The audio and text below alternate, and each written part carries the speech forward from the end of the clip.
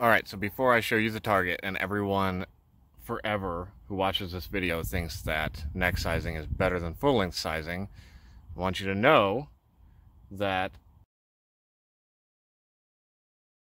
What's up, guys? So I'm out here today with the 6.5 Creedmoor, going to be testing the same load that I have been shooting, except I bought the Frankford Arsenal digital scale for powder charge measuring.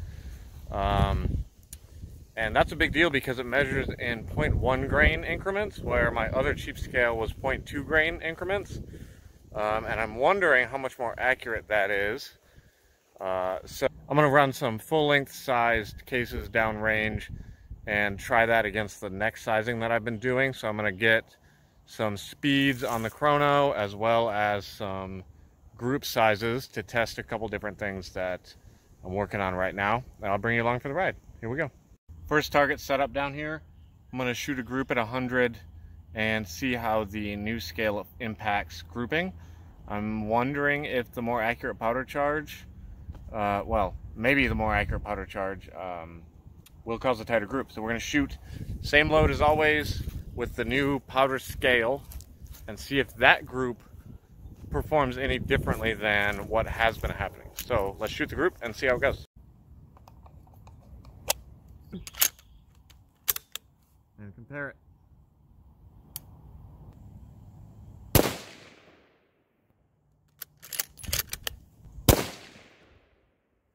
Same hole. Same hole. Same hole. Oh, are you kidding me? That one was high by like an 8. Oh no! It was so good until the end. Alright, not gonna lie, I'm a little pissed. That last shot, I don't know. Oh, it was so good until that last shot. It's always the last shot, right? Look at this. It's always the last shot. Right there. Well, I will say I'll chalk that last shot up to my own error, I think, given that the other four were just comically tight. You know, the jury's still out, but it looks real good. That's a tighter group than any of the ones I shot on the other powder scale. So that looks promising. I'm gonna keep loading with that scale. It's encouraging. So I have been neck sizing only, which is these guys and these guys. But I am experimenting with full-length sizing and bumping the shoulder by 2 thou. So this row right here is the same load. Everything's exactly the same.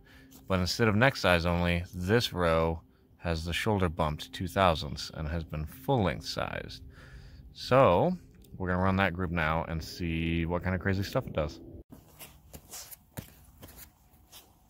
That's good stuff.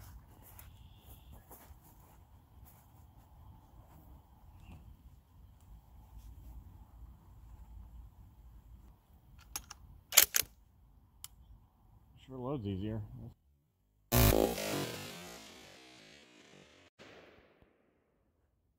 Okay.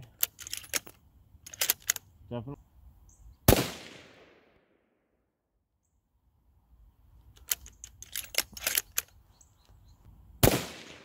Just shot.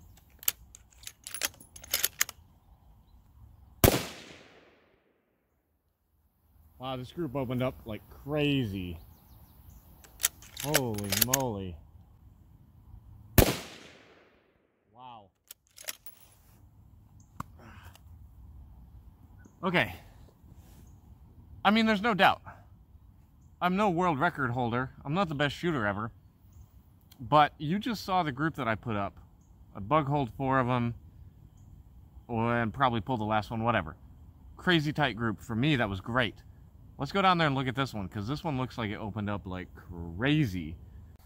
Alright, so before I show you the target, and everyone forever who watches this video thinks that neck sizing is better than full-length sizing, I want you to know that this is a load I developed with neck sizing. I did not change the load, and then I full length sized it.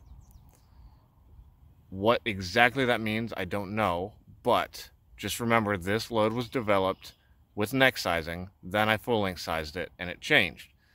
So this was not a load developed using full length sizing. Here is the result.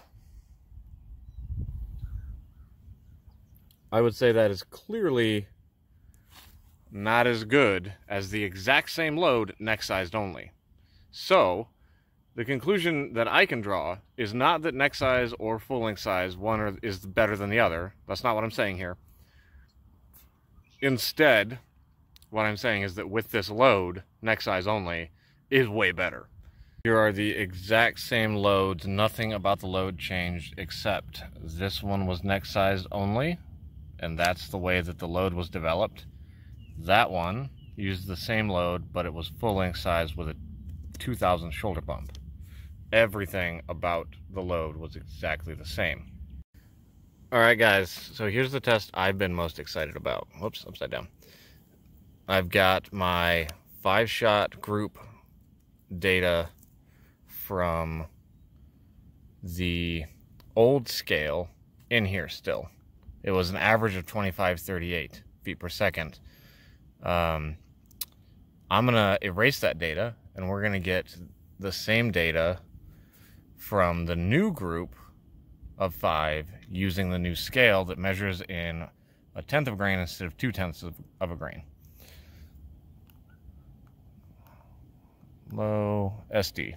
So the old SD with the old scale was 9, and the old extreme spread was 23. Let's see if we can do better than that. All right, guys, so I'm excited to shoot this because the pressure's off. No more groups, just shooting for speed. With the chrono on the end of the gun, there's no way the groups are going to be representative of anything anyways. So we got the chrono over here and the gun over here. Maybe you can watch both. I'm going to find something fun to shoot and just send a few. Oh, I see it. I've got a good... Oh, yes. 2575. 8.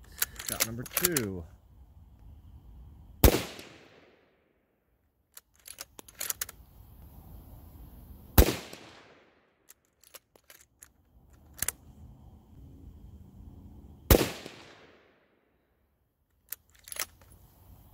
Not gonna lie, I'm a little amped about this. First grouping was amazing, and at a glance, it looks like maybe my extreme spread and SD might have come down. Let's find out. I really hope so, because I spent, I don't know, 40 bucks on the new scale, which, whatever, but like, it'd be nice to spend some money and have it improve my shooting. Let's see if it did. Here comes the moment of truth. Now, average speed, not super important. 2570. Sped up. So, that's something. High, low, don't matter. SD. 6. It's down by 3. That's a big deal. Extreme spread. 15, also down. Yes, I will take 15 and 6. That's amazing for me, in my opinion. Just for fun, I'm going to show you what I was shooting at with the chrono on. Surprisingly having the chrono on the end of the gun, I mean at 100 yards, whatever, but like, didn't seem to change a lot. It was impressive. Oh my goodness. Oh, there it is. Okay. So the first shot I took was at this old blacksmithing project that we had. It's a old ball peen hammer that we were going to turn into a hatchet, welded onto the end of a piece of rebar. So that was shot number 1 out of 5. And then I decided to try to stack a line across the top of this piece of steel. Let's check it out. So this little random steel tabletop or whatever this is, it's been back here a while. It's been shot by a lot of different things. So I put the chrono on, and the last 4 shots I took were right there. 6.5 Creed, 100 yards. And that's 2 layers. Look at that up in there. I don't know if you can see it. It's like all peeled back. That's 2 layers of this rusty old, like, 1/8 inch thick angle iron. Pretty crazy. It even left some impact marks back here, it looks like, after cruising through there. Whack. Before we finish this video, I'm going to try the drone that we bought for the channel. Chris and I split the price of a pretty cheap drone. Try to give you a fly down of the short range here, the handgun range and the 100-yard rifle range. So here's the drone, and so far it's been fun. Let's see how it looks flying down the range.